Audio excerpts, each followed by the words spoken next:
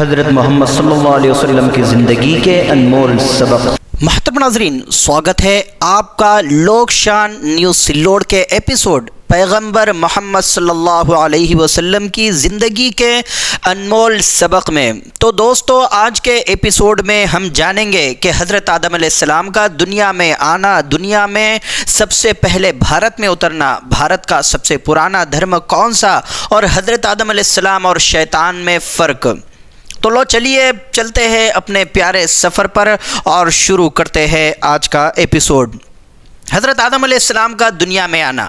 اللہ تعالیٰ نے حضرت آدم علیہ السلام اور ان کی بیوی حضرت حوا کو جنت میں ٹھہرایا اور کہا کہ جو تمہارا دل چاہے جہاں سے چاہے کھاؤ، بس اس پیڑ کے پاس مت جانا۔ شیطان جو کھار کھائے مارا پھر رہا تھا، اسے بہکانے کا موقع مل گیا اور قسمیں کھا کر کہنے لگا کہ اس پیڑ کے پھل کھانے سے تمہارا بہت فائدہ ہوگا، تم فرشتے بن جاؤ گے، پھر جنت سے نہیں نکالے جاؤ گے۔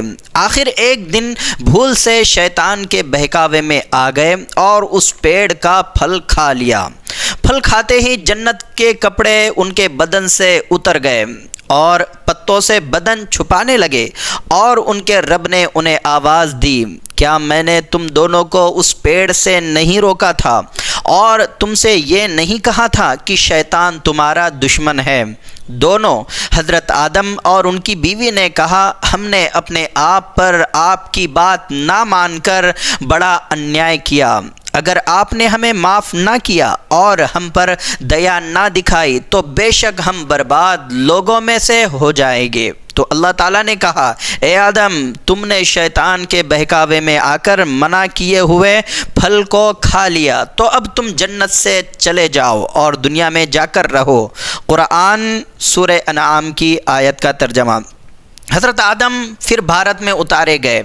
طبقات ابن سعد میں لکھا ہے کہ آدم علیہ السلام ہندوستان کے ایک پہاڑ پر اتارے گئے اور حضرت حوا جدے میں اتاری گئی۔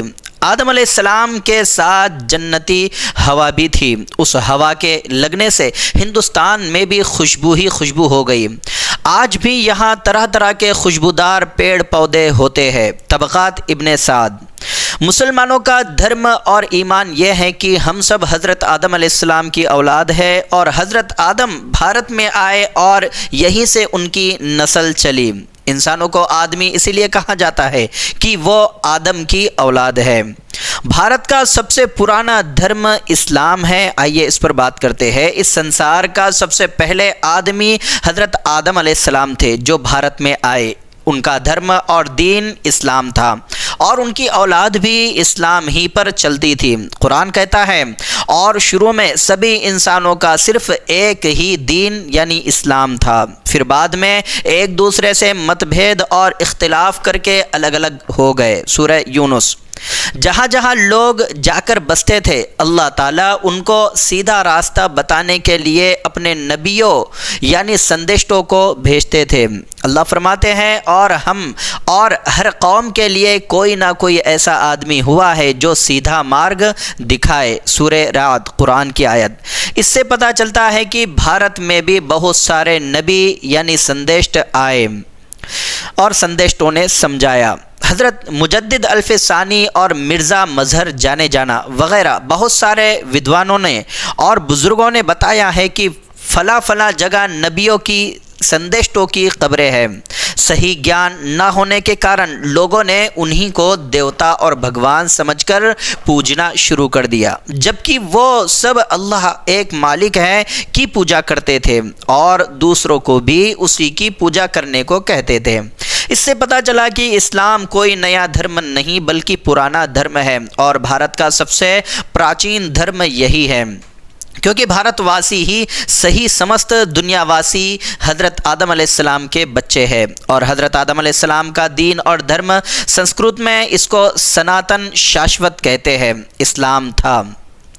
حضرت آدم اور شیطان میں کیا فرق ہے؟ حضرت آدم علیہ السلام سے بھول ہو گئی اور جنت سے نکال دیے گئے۔ اس کا ان کو بڑا دکھ تھا اور اللہ سے معافی مانگتے رہتے تھے۔ آخر اللہ تعالیٰ نے ان کو معاف کر دیا اور اپنا پیارا بندہ اور بھکت بنا لیا۔ پھر ان کی اولاد میں لاکھوں نبیوں سندشتوں کو پیدا کیا۔ دوسری طرف شیطان نے غلطی کی، غلطی پر شرمندہ ہونے کی جگہ گھمنڈ کیا اور کبھی معافی نہیں مانگی، جس کی وجہ سے آج تک ذلیل ہو رہا ہے اور اس کی اولاد بھی شیطان ہی ہوتی ہے۔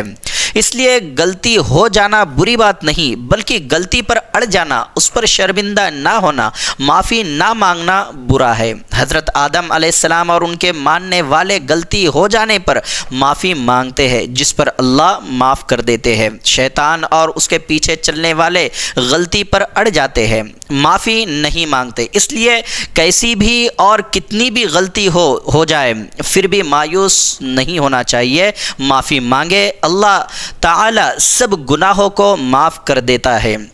وہ مالک انسانوں سے بڑی محبت کرتا ہے کیونکہ سب اسی کے بھیجے ہوئے ہیں۔ ہر سمے معاف کرنے کو وہ یعنی اللہ تیار رہتا ہے، شرط ہے کہ کوئی معافی مانگے تو صحیح۔ وہ مالک کہتا ہے یعنی اللہ کہتا ہے، اے میرے بندو اپاسکو، جنہوں نے اپنی جانوں پر اتیاچار کر رکھا ہے، اللہ کے حکموں کی اوہیلنا کر کے وہ بھی اللہ کی رحمت دیا سے مایوس نہ ہو۔ اگر وہ بھی معافی مانگیں گے تو وشواس کرو اللہ تعالیٰ سارے گناہ معاف کر دے گا۔ قرآن کی آیت ہے سورہ زمر۔ تو دوستو آج کا ایپیسوڈ یہیں ختم ہوتا ہے۔ امید ہے آپ کو ہماری یہ چرچا پسند آئی ہوگی۔ اگر آپ نے کچھ نیا سیکھا یا مزہ آیا تو اسے اپنے دوستوں اور پریوار کے ساتھ ضرور شیئر کریں۔ آپ کے وچار اور سجھاؤ ہمارے لیے بہت معنی رکھتے ہیں۔ ہمیں کمنٹس میں بتائیں کہ آپ کو یہ ایپیسوڈ کیسا لگا، اور اگر آپ ہمیں فالو نہیں کر رہے ہیں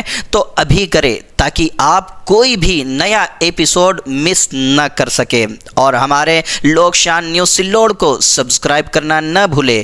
تو اگلے ایپیسوڈ تک خوش رہیے، سیکھتے رہیے اور جڑے رہیے پیغمبر محمد صلی اللہ علیہ وسلم کی زندگی کے انمول سبق کے ساتھ۔ دھنیہ واد۔